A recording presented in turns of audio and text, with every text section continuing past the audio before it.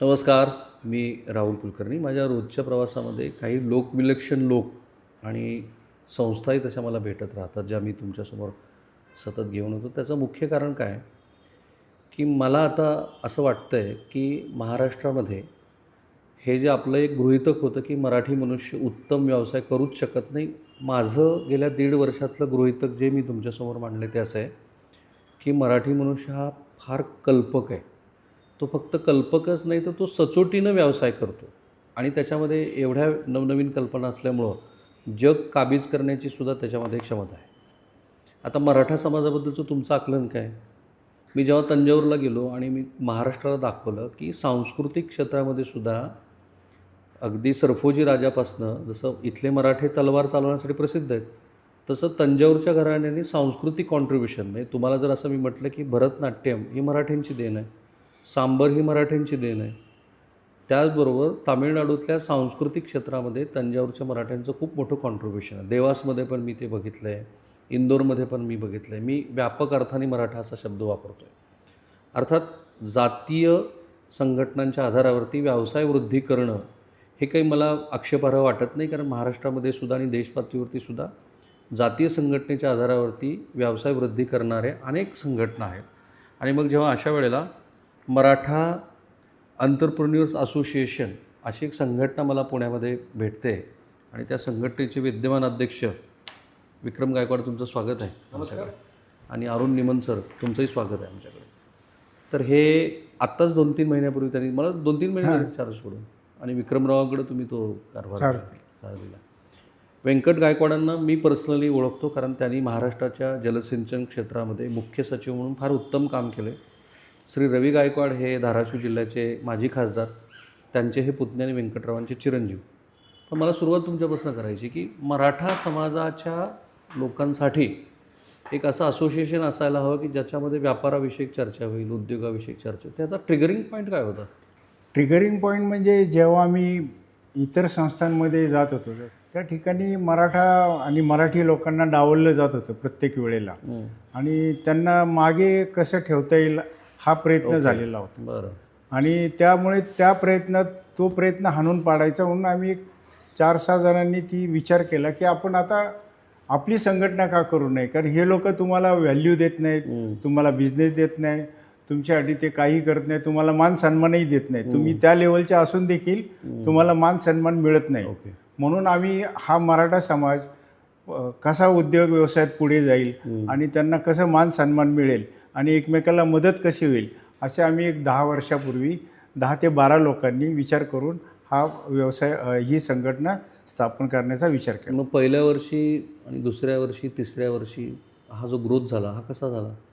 नाही, तसं पाहायला गेलं तर आम्हाला सुरुवातीला फार स्ट्रगल करावं लागलं, कारण लोकांना ते फार विचित्र वाटायचं, हा पटतच नाही मराठा समाजासाठीची एक अशी काहीतरी संघटना.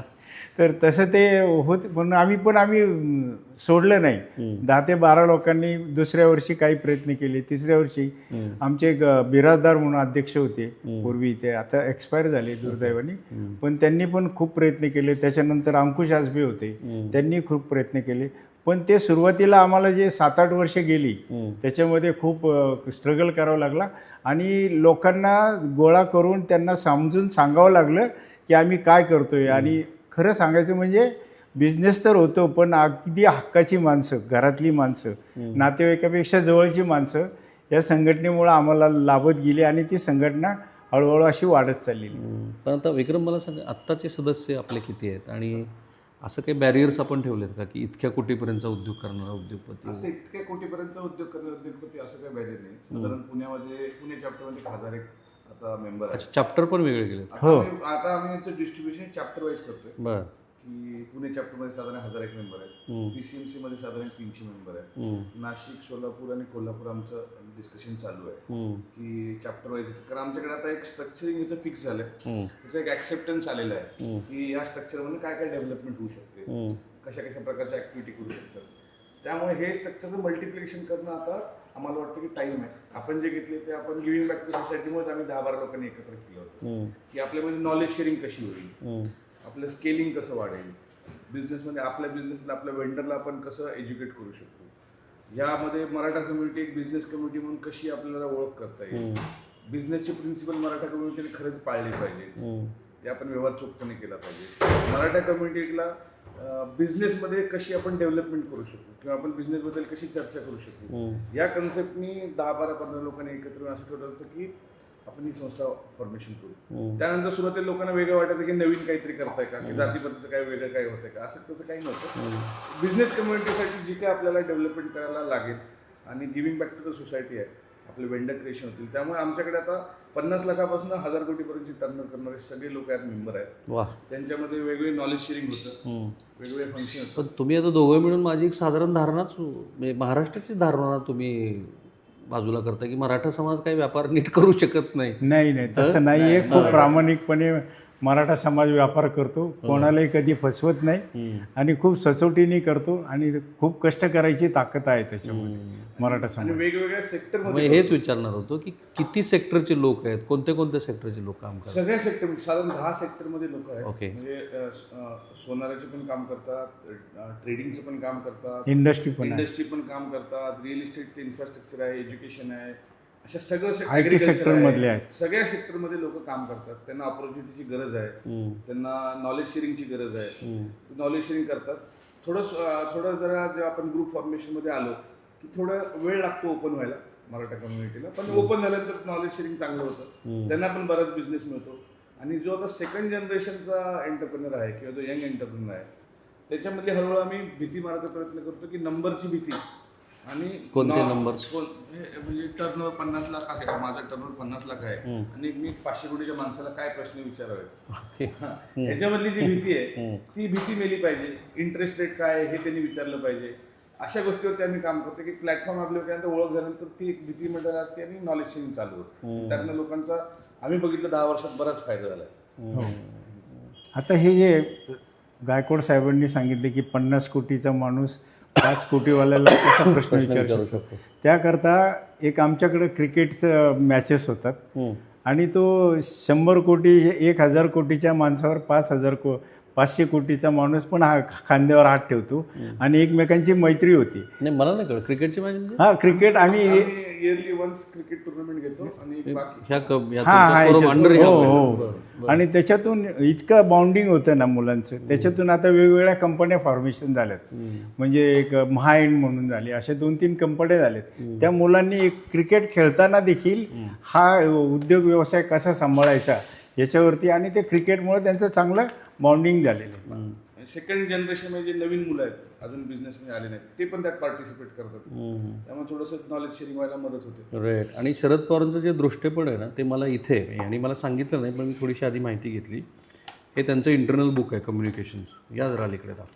तर ह्या इंटरनल कम्युनिकेशन बुकमध्ये शरद पवार हे आवर्जून ह्या मंडळींच्या पाठीशी उभे राहतात. इनफॅक्ट शरद पवारांच्या मदतीनंच श्री अदानी यांची त्यांची भेट होऊ शकली. पण तुम्हाला निमन साहेब त्यांनी एक महत्त्वाचा मंत्र दिला होता. त्यांनी तुम्हाला असा प्रश्न विचारला की महिला किती आहेत तुमच्याशी. हो. हां, तो काय किस्सा होता? नाही, म्हणजे ते गेल्यानंतर त्यांना थोडं खटकलं की आम्ही मुलंच जायचं त्यांच्याकडे. मग ते म्हणले महिला का नाही आहेत तुमच्याकडे, महिला उद्योगपतीमध्ये तुम्ही मराठा समाजाची महिला मराठा समाज. ते म्हणे मग महिलांसाठी तुम्ही विंग का स्थापन करत नाही. मग त्यांच्या प्रेरणेने आम्ही ही महिला विंग स्थापन केली.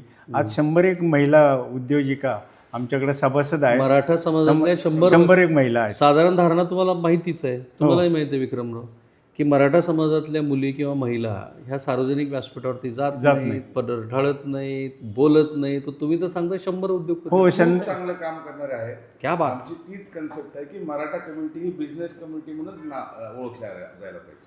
आणि तुम्हाला सांगायचं म्हणजे आमच्या या कमिटीमध्ये महिलांचं पण प्राबल्य आहे. 6-7 महिला त्या असं येऊन स्टेजवर भाषण. हो, म्हणजे सर, आणि आम्ही प्रत्येक महिलेला संधी देतो. जे तुम्ही आता चांगलं बोलताय तर तिला आम्ही सांगतो की तू आता हे कर, तू आभार मान, तू कॉम्पेअरिंग कर. तुम्ही सामाजिक धारणा सुद्धा बाजूला.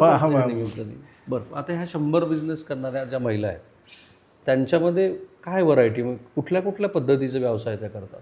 त्यांच्यामध्ये रिसॉर्ट आहेत, काही छोटे व्यवसाय पण आहेत, जसं मधुमक्षिका व्यवहार आहेत, काही मोठे पण आहेत, काही रिअल इस्टेट पण बघतात तशा पण आहेत, काही प्रोफेशनल्स आहेत, म्हणजे CA वगैरे आहेत, आर्किटेक्ट आहेत, त्या पण काय.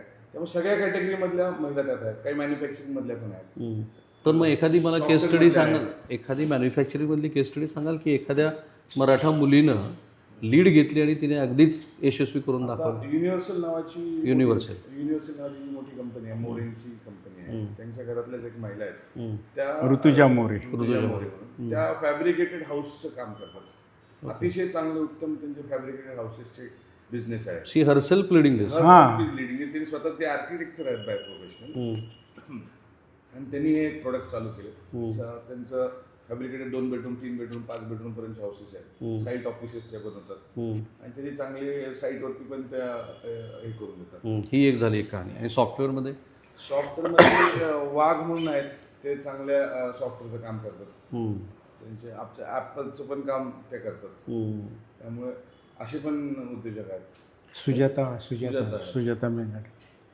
एक साधारणतः निबंध साहेब, एक धारणा अशी आहे की मराठा समाजामध्ये एंटरप्रिन्योरशिप हे काही पारंपरिक नाही. आपल्याकडे जे दिसतं फर्स्ट जनरेशनच मोस्टली फर्स्ट जनरेशन.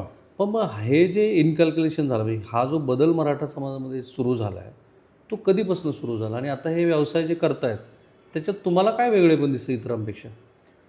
नाही, आता जर तसा विचार केला ना तर एक 25-30 वर्षापासून मराठा समाजाची मुलं उद्योग व्यवसायात यायला लागली. फक्त ते वोकल नाही बोलत. आम्ही जेव्हा भेटतो ना तेव्हा ते आम्ही मग कसं काय चालू बरोबर आपण आपल्याच बिझनेसला प्रमोट करत नाही. त्यामुळे बऱ्याचशा गोष्टी त्या बाहेर जात नाहीत. त्यांच्या बिझनेस बरोबर माहिती असतं, पण एक समाज म्हणून ज्या समाजाच्या गॅदरिंगमध्ये वगैरे जे डिस्कशन होतं, बिझनेस हा डिस्कशन टॉपिक फार कमी असतो. मग काय ट्रेड सिक्रेट जातं म्हणून असतं का? एक बोलायला लाज वाटते की आपण काय बिझनेस करतोय. समज आम्ही अशा नवीन नवीन गोष्टी बघितल्या की लोन घ्यायला लोकांना लाज वाटते. मराठा समाज की लोन घ्यायचं कसं, किंवा लोनचे इंटरेस्ट रेट आम्ही एकमेकांमध्ये शेअर पण करत नाही, आणि ते फेडलं जाईल का नाही, फेडलं जाईल की नाही, अशी भीती आहे मराठा समाजात. क्लास मराठी पांढरपेशी कुटुंबात असतं तसंच तसंच सगळं. पण तरी तुम्ही मला सांगितलं की गेल्या 30 वर्षात तो बदल झाला. हो. हा बदल परिस्थितीच्या रेट्याने झाला का आणखी काही कारणं होती त्याची? नाही, हा बदल अशामुळे झाला असं माझं मत आहे की त्यांनी पाहिलं जगामध्ये काय चाललंय, समाजामध्ये काय चाललंय, इतर समाज काय करतो, तर आपण का करू नये म्हणून.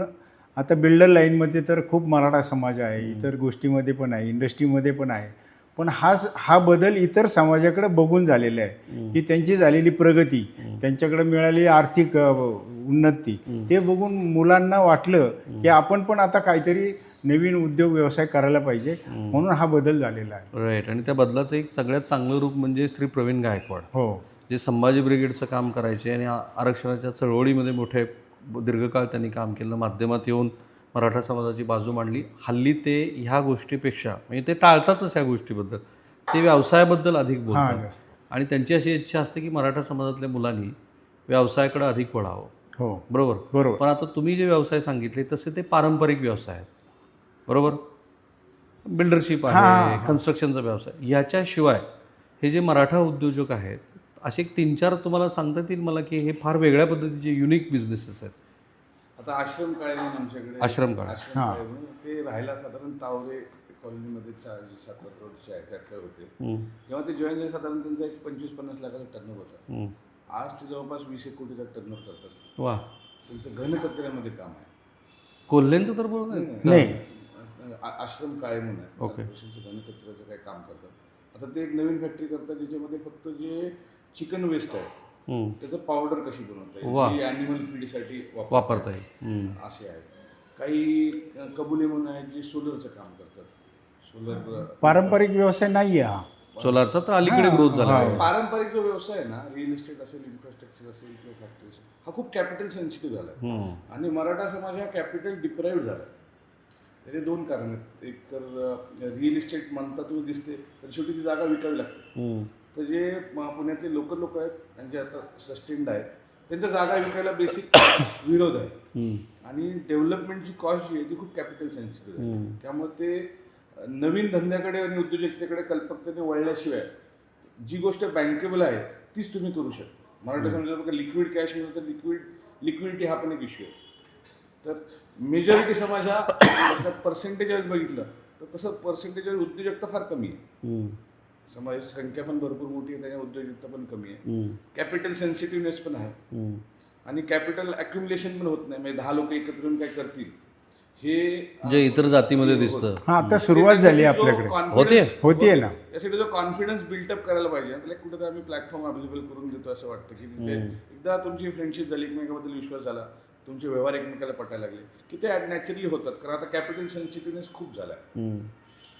सर तुम्ही म्हटले की बिल्डिंग व्यवसाय किंवा बांधकाम व्यवसाय हा पारंपरिक नाही आहे, म्हणजे मराठा समाजाला तो पारंपरिक नव्हता. समाजासाठी नवीन असेल. हां नवीन समाजासाठी नवीन होता.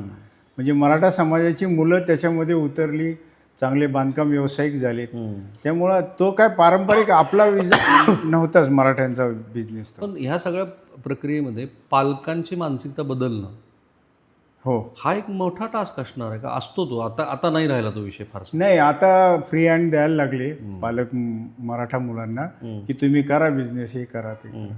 ते पाठिंबा पण द्यायला लागले आणि तुम्ही म्हणता तसं त्या पद्धतीने ते आता कन्वर्ट झालेलं आहे सगळं. तुमची ही जी इंटरनल बुक आहे त्याच्यामध्ये तुम्ही सगळ्याच जाती धर्माच्या लोकांना बोलवतो. हो तर हा तुमचा जो ॲन्युअल कार्यक्रम असतो नाही दर महिन्याला एक कार्यक्रम होतो. दर महिन्याला एक कार्यक्रम.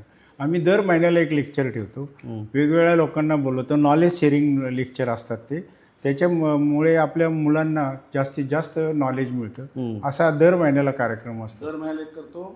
दर साधारण 2 महिन्यामध्ये एकदा इंटरनल मेंबरचा आम्ही इंटरव्ह्यू टाईप करतो. ओके. तुझे तो समोर बसेल सदस्य आणि त्याला मग प्रश्न विचारतात. सगळे प्रश्न विचारतात. ओके. म्हणजे कसं सर आता विक्रम गायकवाडांना समजा आम्ही बोलवलं तर त्याचे जे विषय आहे त्यांनी कसा बिझनेस डेव्हलप केला आमच्यातल्या पण लोकांना आम्ही समोर आणतो आपल्या लोकांच्या. त्याच्यामुळे ते हा माणूस कसा डेव्हलप झाला हे सुद्धा ते आपल्या सभासदांना माहिती होतं. आणि आमच्याकडं दर आठवड्याला मॉर्निंग मीटिंग होतात, त्याच्यामध्ये बिझनेस शेअरिंग होतं. 50-60 सभासद एकत्र येतात, एकमेकांना सांगतात की माझ्याकडं हा व्यवसाय आहे, मला याची गरज आहे, माझी त्याची गरज आहे. असे सकाळी 7:30ला मीटिंग चालू होते आणि 9ला संपते. रात्री सकाळी ओके. म्हणजे 7:30ला पण सकाळी चालू होते. वा. पण आता काही प्रेक्षक जे आता हे बघतात त्यांना असा प्रश्न पडेल की मी नाशिकमध्ये राहतो, मी कोल्हापुरात राहतो, मला सोलापुरात मी राहतो, उत्तर महाराष्ट्रात आहे, विदर्भात आहे, त्यांना तुमचं सदस्य व्हायचं असेल तर त्यांना काय पर्याय आहे? आम्ही त्या गोष्टीसाठी ओपन आहोत. ते सदस्य होऊ शकतात. ते सदस्यासाठी काही तुम्ही क्रायटेरिया नाही लावले की हां क्रायटेरिया आहे ना सर. तू मराठा पाहिजे, हा एक क्रायटेरिया. तू पॉलिटिक्समध्ये नाही पाहिजे, या अवघड क्रायटेरिया हो लावला. अवघड. आणि वकील नाही हवा. वकील नको. आमच्या संस्थेमध्ये आजपर्यंत एकदा इलेक्शन झालेलं नाही हां. आणि आमच्या संस्थेमध्ये इलेक्शन तसं कधी होईल असं वाटत पण नाही. हँडओव्हर प्रोसेस करतात. हां आणि तर तुमच्यामध्ये ह्या दोन गोष्टी ज्यांच्यात नाही आहेत असा कुणीही उद्योगपती तुमच्याकडे जो मराठा समाज आहे तो येऊ शकतो, जो राजकारणात नाही आहे, जो व्यवसायाने वकील नाही आहे. हो पण वकील मंडळीनं वाईट वाटेल ना तुमचं हे ऐकून. सर त्यांच्या तक्रारी खूप आहेत पण आम्हाला त्यांची भीती वाटते म्हणून आम्ही त्यांना घेत. आपण ते पॉझिटिव्ह नोटवरती घेऊ. असं आहे की माझं म्हणणं पुन्हा तेच आहे की हा आक्षेपाचा भाग नाही आहे की कुठल्या जातचं मूळ एकत्रित आलं आहे आणि स्वतःच्या जातीतल्या ज्ञाती बांधवांसाठी एकत्रित येऊन काहीतरी प्रयत्न करतो आहे. त्यांनी एक महत्त्वाची गोष्ट सांगितली. एरवी ते इतर समाजामध्ये होतं की एखादा गरीब आहे आणि बाकीचे सगळे लोक येऊन त्याला मदत करतात. हो तुम्ही आत्ता असं म्हणालात की आत्ता ते ह्या कम्युनिटीमध्ये पण सुरू झाले. हो त्याचं स्वरूप काय? फक्त ज्ञान देणं आहे की नाही आज संस्थेमार्फत आम्ही असे इव्हेंट करतो. आम्ही 4 मेजर इव्हेंट करतो. एक फॅमिली इव्हेंट करतो, एक स्पोर्ट्स इव्हेंट करतो, एक ॲन्युअल कार्निवल लोन कार्निवल करतो आणि एक एक्झिबिशन करतो. हे प्लॅटफॉर्म अवेलेबल करून देतो. या सगळ्यांमध्ये त्यांच्यामध्ये एकमेकांमध्ये शेअरिंग होतं आणि बॅकग्राऊंडमध्ये 50,000 कोटीचे ते बिझनेस आजपर्यंत 10 वर्षामध्ये टर्नओव्हर वाईज डेव्हलप झालेले. 50,000 कोटी? हो हो वा. ज्याच्यामध्ये जेवीज आहेत, लँड रेकॉर्ड आहेत. हे तुमच्या ह्या प्लॅटफॉर्मवर आल्यानंतर नवीन पार्टनरशिप झाल्या, नवीन डेव्हलपमेंट झाली. सर तुम्ही म्हटले की तुम्ही नॉलेज शेअरिंगच्या पलीकडे काय देता.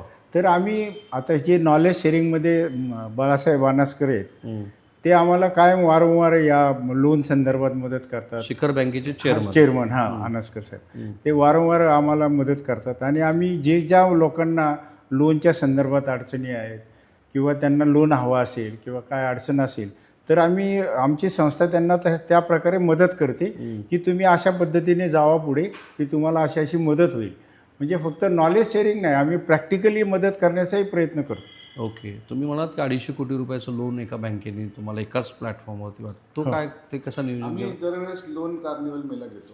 PNB बँकेचं यावर्षी त्यांचा अॅन्युअली त्यांनी थ्रू आउट इंडिया हा डे सेलिब्रेट केला होता.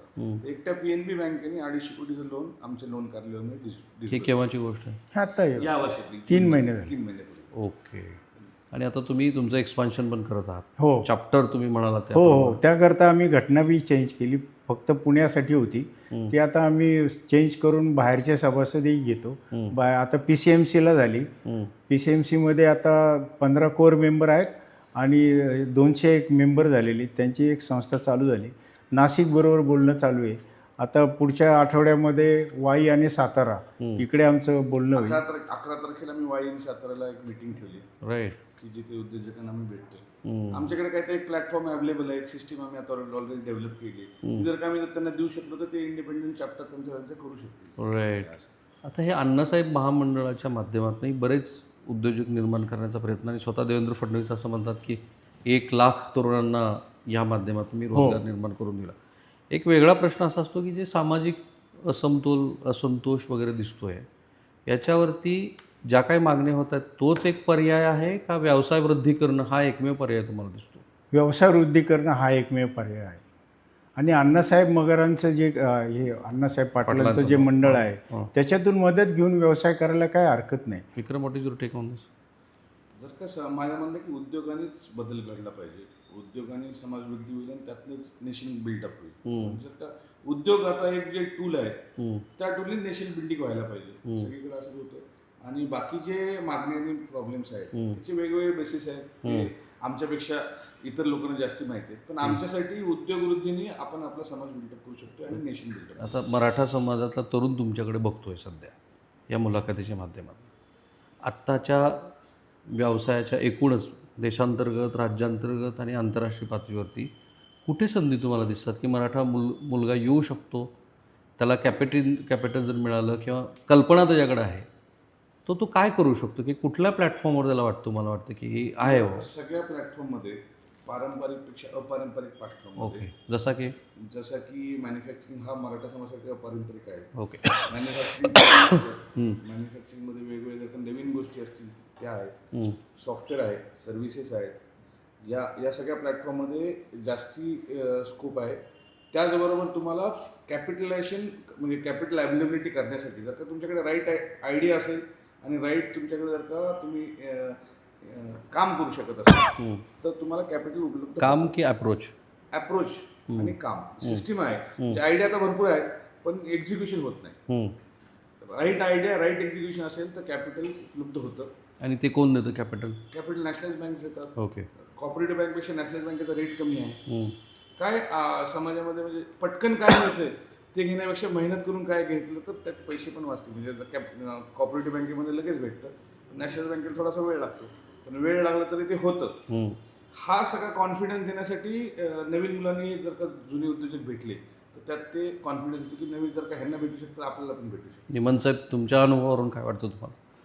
नाही म्हणजे आता विक्रमने जे सांगितलं आता तसं पाहिलं ना सर तर आम्ही आमच्या लेक्चरमध्ये AIला पण आणलेलं आहे. वा.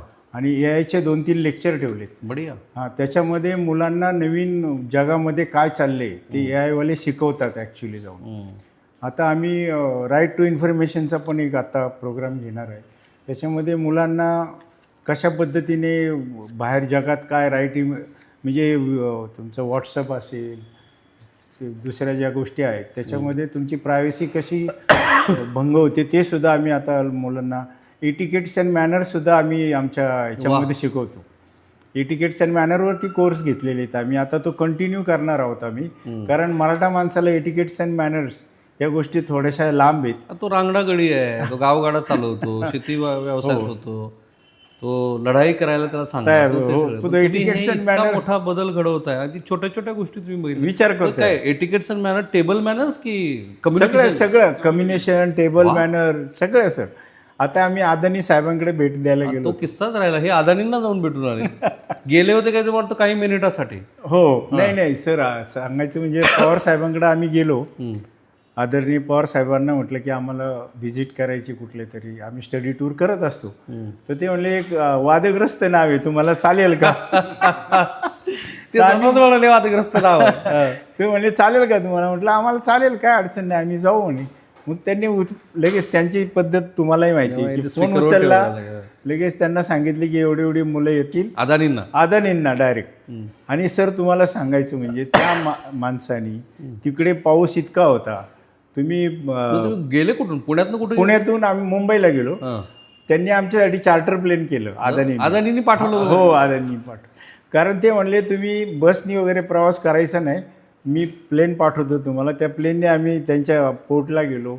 त्यांचे सगळे जेवढे युनिटचे हेड होते ते हेड त्यांनी बोलवले होते आमच्यासाठी. ही कमाल आहे पवारांची. हो, आमचे काहीच काम नाही, त्यांना तुमच्या प्रती वाटलं. आणि सर त्या माणसांनी देखील आमच्यासाठी इतका वेळ दिला, म्हणजे त्यांचे पैसे त्यांच्याकडेचा विषय नाही, वेळेचा. पण वेळ त्यांनी जेवणासाठी आमच्याबरोबर आले, अर्धा एक तास आमच्याबरोबर घालवला त्यांनी एक लेक्चर दिलं आणि त्यांचे सगळे हेड बोलवले. म्हणजे जगात जेवढे वेगवेगळ्या सेक्टरमधले हेड आले, त्यांचं आणि आमच्या लोकांची मीटिंग करून दिली, त्यांचे ग्रुप फॉर्मेशन झाले, बिझनेस एक्सचेंज झाला.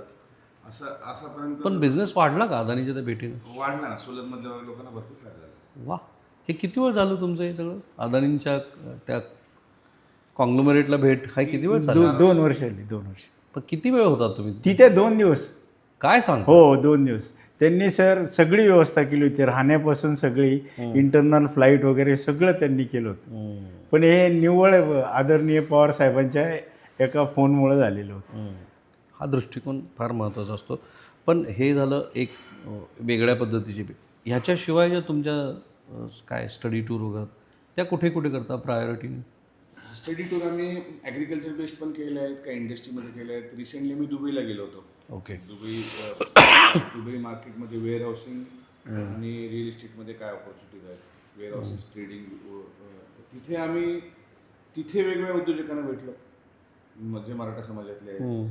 अपॅरेंटली त्याच वेळेस सुभाषदादा देशमुख त्यांनी पण टेक्स्टाईलवाले सोलापूरमधले काही ग्रुप आला होता, माजी सहकार मंत्री, त्यांना पण भेटलो, त्याच्यामध्ये एक्सचेंज झाला. तिथे एक साधारण 50 मराठा समाजामधले बिझनेस हाऊसेस जे छोट्यावरून मोठ्या प्रमाणात आमच्यासारखेच काम करतात, त्यांना आम्ही भेटलो. त्याच्यामध्ये काय ट्रेडिंग करता येईल, काय अवेलेबिलिटी करता येईल, गोल्ड आणि इतर याच्यामध्ये काय ट्रेडिंग करता येईल तसं. आणि एक हॉरिझॉन जे काही आमच्यामध्ये तिन्ही म्हणजे वेगवेगळ्या वयोगटातले पण लोक होते, वेगवेगळ्या बिझनेसमधले पण होते.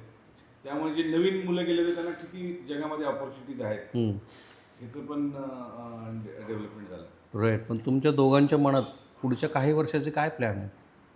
आता आम्ही एक एक्झिबिशन करायचं, जे आता मी एक्झिबिशन करतोय ते मोठ्या प्लॅटफॉर्मवरती एक एक्झिबिशन करायचं ॲग्रिकल्चर कॉलेजला 27-28 फेब्रुवारी 1 मार्चला, ज्यामध्ये मेंबर नॉन मेंबर मराठा समाजातली उद्योजकता काय, उद्योजकता वेगवेगळ्या सेक्टरमध्ये. जसा बेसिक प्रश्न होता की ट्रेडिशनल पारंपरिक उद्योग पण तुम्ही करता का, तर ते कुठल्या स्किलला करू शकतात ते आहे, ते दाखवण्यासाठी एक एक्झिबिशन. आणि त्यामध्ये इंटरनॅशनल लेवलचं एक एक्झिबिशन ज्यांनी मराठा कम्युनिटी बिझनेस कम्युनिटी म्हणून ओळखली जावी.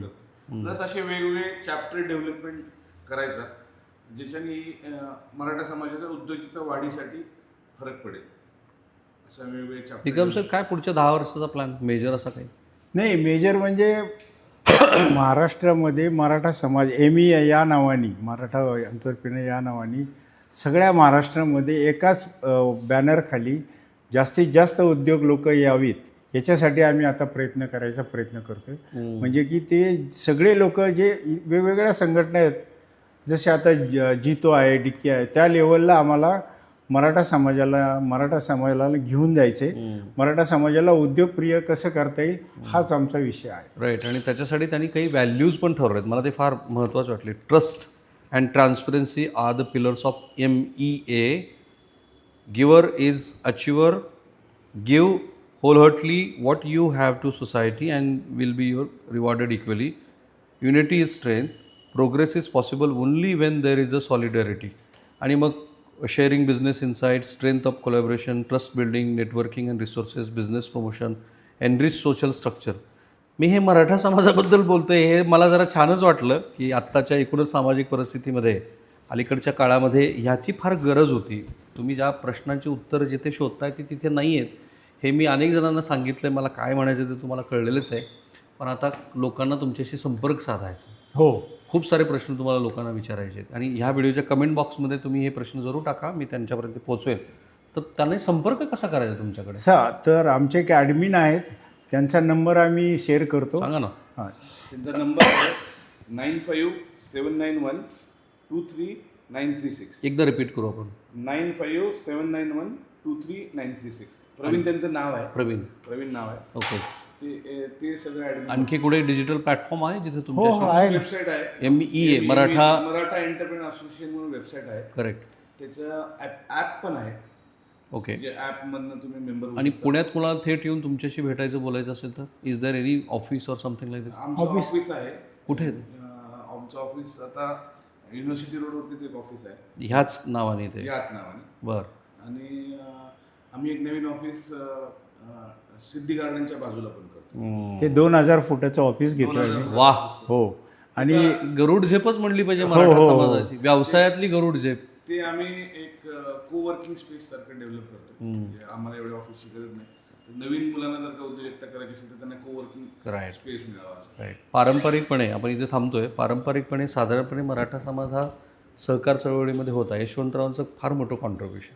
आणि नेहमी यशवंतराव असं म्हणायचे की आम्ही काय केलं आहे, ते एक घोडा होता, त्या घोड्यावरती आणून बसवलं आहे, कारण सरकारच्या मदतीनंच तो व्यवसाय वृद्धी झाली.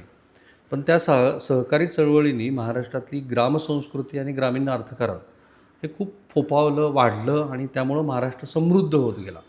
पुन्हा तेच मी म्हणतो की जर एखादा व्यक्ती विजनरी असेल तर तो हिंजवडीसारखा IT पार्क करू शकतो. All credit goes to Sharad Pawar. विलासरावांनीसुद्धा खूप मोठ्या प्रमाणामध्ये मुंबईची शांघाई करण्याच्या दृष्टीने, आणि माझी त्यांची खूप इन्फॉर्मल चर्चा व्हायच्या, ते म्हणायचे की महाराष्ट्रामध्ये उद्योग व्यवसाय आला पाहिजे, तो वाढला पाहिजे, तो स्थिरावला पाहिजे. विद्यमान मुख्यमंत्री सतत म्हणत आहेत की महाराष्ट्राला दाक्षिणात्य राज्यांची स्पर्धा आहे आणि बरोबर गुजरातबरोबर पण आपल्याला स्पर्धा करायची. त्यासाठी मराठी माणसानं एंटरप्रेन्योरशिप, व्यवसाय वृद्धीकडं वळलं पाहिजे.